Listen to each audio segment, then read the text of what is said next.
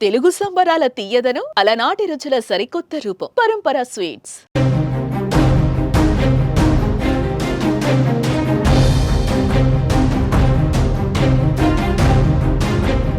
కర్ణాటక మాజీ డీజీపీ ఓంప్రకాష్ మరణం సంచలనంగా మారింది. బెంగళూరులోని తన నివాసంలో ఆదివారం ఓంప్రకాష్ రక్తపు మడుగులో పడి ఉండడంతో భార్య పల్లవి ఇచ్చిన సమాచారంతో ఇంటికి వెళ్లిన పోలీసులు చికిత్స నిమిత్తం సమీపంలోని ఆసుపత్రికి తరలించినా అప్పటికే మరణించినట్లుగా వైద్యులు ధృవీకరించారు.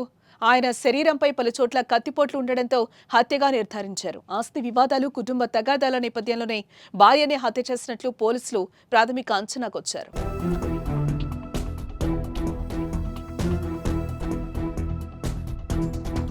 ఓంప్రకాష్ ఆర్థిక ఇబ్బందులు ఎదుర్కొంటున్నారని, ఆర్థిక సమస్యలతో కుటుంబంలో కలహాలు పెరిగినట్లుగా సమాచారం. పెద్ద మొత్తంలో రుణాలు తీసుకున్నాడని, దీంతోనే ఇంట్లో తరచుగా గొడవలు జరుగుతున్నాయని తెలుస్తోంది.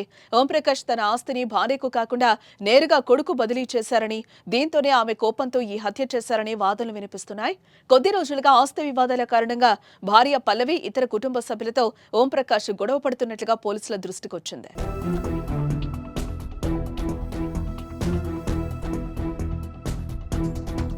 ఇటీవల ఆయన ఇంటి వద్ద భార్య ఆందోళనకు దిగింది. ఐపీఎస్ ఫ్యామిలీ గ్రూప్లోనూ తన భర్త ప్రకాష్ కుటుంబ సభ్యులను తీవ్రంగా హింసిస్తున్నారని, ఇంట్లో తుపాకీతో తిరుగుతున్నారని పల్లవి మెసేజ్లో పోస్టు చేసినట్లు పోలీసులు వెల్లడించారు. ఆదివారం ఈ గొడవ తీవ్ర రూపం దాల్చడంతో ఆమె భర్తను పలుమార్లు పొడిచి హత్య చేసినట్లు తెలుస్తోంది. హత్య అనంతరం పల్లవి మరో ఐపీఎస్ అధికారి భార్యకు వీడియో కాల్ చేసి రాక్షసుని చంపేశానంటూ మృతదేహాన్ని చూపించినట్టు సమాచారం. హత్యలో కుమార్తెకు భాగస్వామ్యం ఉన్నట్టుగా అనుమానిస్తున్నారు. మృతుడి భార్య పల్లవి, కుమార్తె, కోడలను పోలీసులు అదుపులోకి తీసుకుని విచారిస్తున్నారు.